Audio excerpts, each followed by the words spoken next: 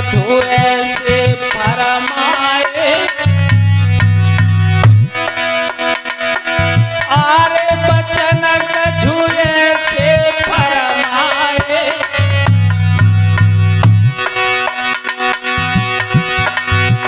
नारद की सुन के बात सुंदरी आंसू ढरकाए।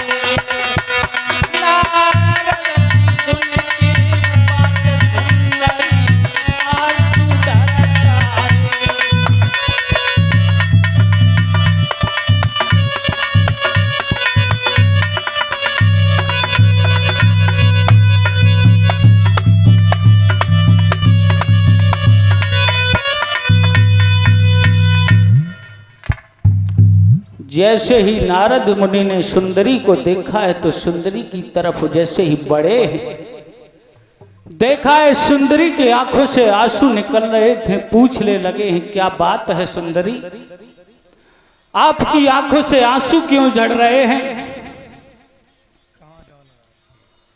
हाथ जोड़कर रोकर कहने लगी प्रभु क्या बताऊं, क्या बताऊं, सबसे पहला कारण तो आप ही हैं जो मुझे सुंदरी कह रहे हैं।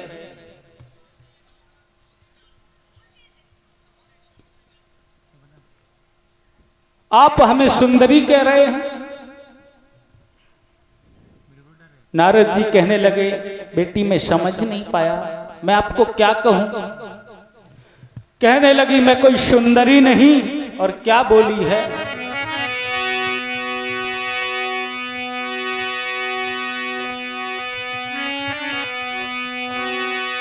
कि मैं कोई सुंदरी नहीं, सब हमको भक्ति कहते हैं।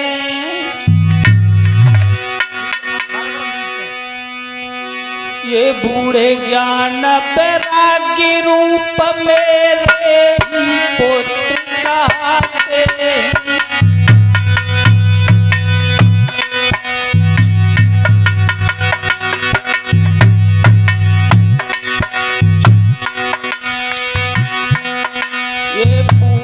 ज्ञान बैरागी रूप मेरे पुत्र कहते।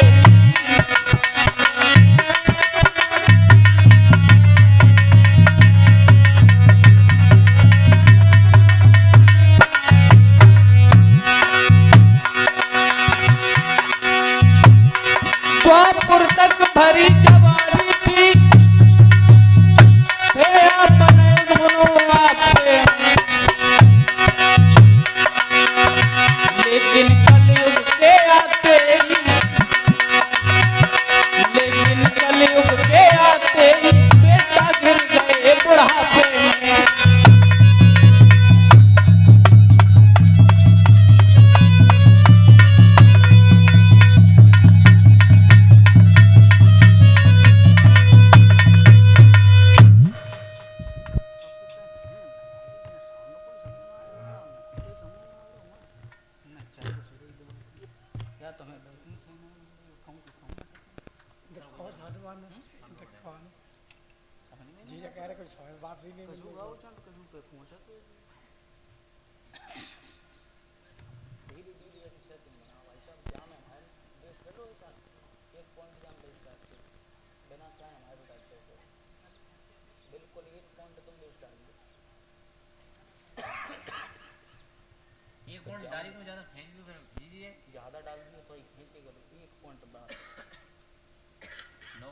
Hello hello hello hello hello गूंज नहीं रही आवाज, जैसी गूंजना चाहिए वो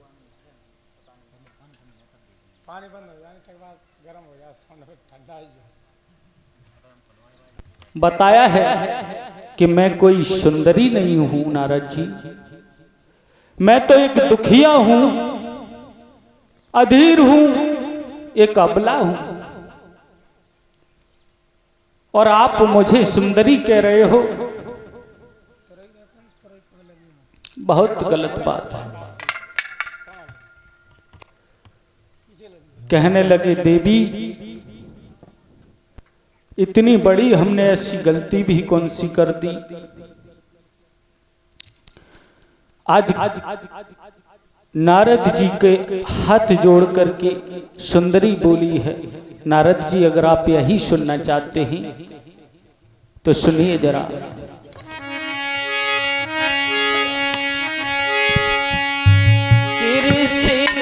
राजपात मरिबे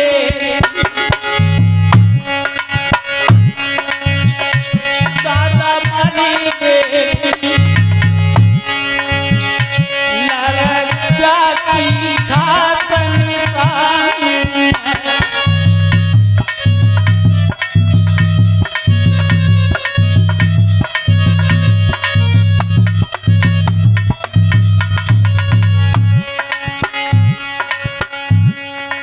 बताया है।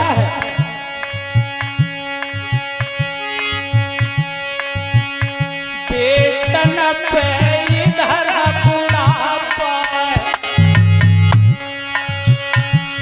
बुढ़ापा मैया पे चढ़ी जवानी।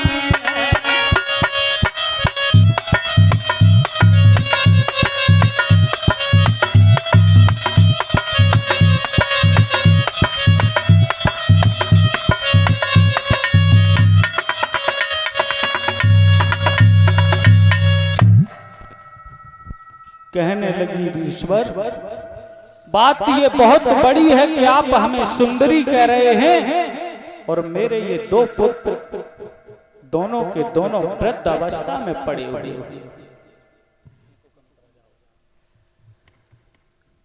मेरे ये दोनों पुत्र वृद्ध अवस्था में हैं और आप हमें सुंदरी कह रहे हो। खैर गलती आपकी भी नहीं है। आज सुंदरी रोने लगी, कहने लगी नारद जी आप ही कोई युक्ति लगाइए जिससे हमारे ये दोनों पुत्र पुनः यौवन अवस्था में आ जाएं और मैं जो हूं अपनी वृद्ध अवस्था में पहुंच जाऊं। आज नारद जी उपाय खोजने लगे हैं, अन्य अन्य भाग से मंत्रों का जाप कर रहे हैं, उन दोनों बेटों को चेतन करने की कोशिश कर रहे हैं।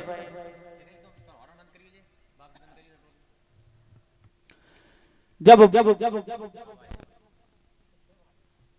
कोशिश कर रहे हैं कि किसी तरीके से चेतना आ जाए इन बालकों में। आज काफी प्रयास किया है नारद जी ने, लेकिन उन बालकों में चेतना नहीं आ रही। जब तक मंत्र का जाप करते हैं तब तक चेतना आती है, उठने का मन करते हैं, हिलते डुलते हैं, लेकिन जैसे ही मंत्र का जाप बंद करते हैं वैसे पुनः उसी अवस्था में अचेत हो जाते हैं। नारद जी परेशान हो गए हैं और जब नारद जी परेशान हुए हैं तो हाथ जोड़ के एक बात कही है कि सुंदरी माफ करना, मैं आपसे बार बार सुंदरी कह रहा हूं। मैं अभी जा रहा हूं, इन बालकों के लिए कोई न कोई उपाय अवश्य खोज कर आऊंगा। आज नारद जी वहां से चले हैं। जैसे ही बद्र का वन में पहुंचे हैं तो बद्र का आश्रम के पास चारों संत ब्रह्मा जी के पुत्र सनक, सनातन, सनंतन और सनंत कुमार जी विचरण कर रहे हैं। जैसे ही देखा है नारद जी को कहने लगे क्या बात है ऋषिवर, आज आप उदास क्यों हैं?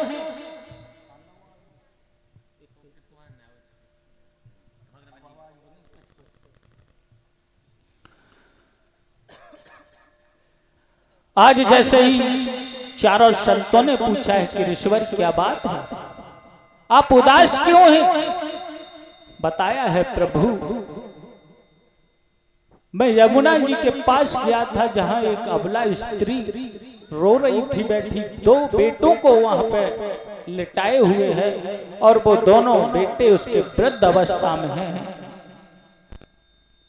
अचेत अवस्था में पड़े हुए हैं। और वहां मैं ये वादा करके आया हूं कि तुम्हारे बेटों को मैं जल्द ही चेतना दूंगा। मेरी ये समझ में नहीं आ रहा है कि मैं कौन सा उपाय करूं जिससे कि वो दोनों बालक उठकर खड़े हो जाएं। आज चारों संतों ने बताया है कि नारद जी, आप बहुत बड़ा काम कर रहे हैं, किसी की मदद के लिए आप निकले हैं, तो हम आपको जरूर इसका उपाय बताएंगे। और महाराज बताया गया है कि इससे बड़ा कोई धर्म भी नहीं। परहित सहस धर्म नहीं भाई, पर पीड़ा सम नय अंतराय। दूसरे का सहयोग करना, किसी की मदद करना, इससे बड़ा कोई धर्म नहीं। किसी के कष्ट में अगर आप उसके साथ खड़े हो जाएं, उसके दुख में आप खड़े हो जाएं, उसके सुख में एक बार भले ही न खड़े हो पाए तो कोई दुख नहीं है, मगर उसके दुख में अगर आप खड़े हो गए हैं तो आपसे सच्चा साथी उसका कोई और नहीं। सबसे सच्चे साथी आप हैं जो दुख में खड़े।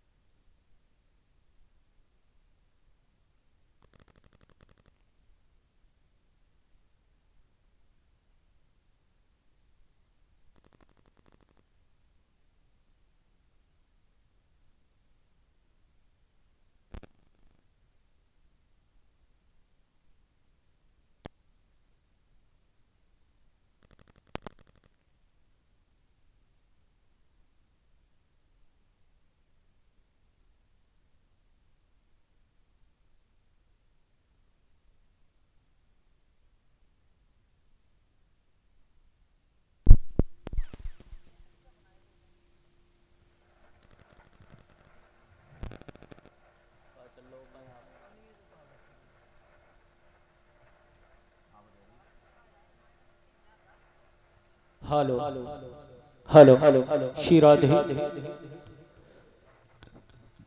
आज नारद जी को समझा रहे हैं चारों संत। बताया है अगर आप उपाय खोजने के लिए निकले हैं तो आपको उपाय अवश्य बताएंगे, सबसे उत्तम उपाय बताएंगे। आप उन्हें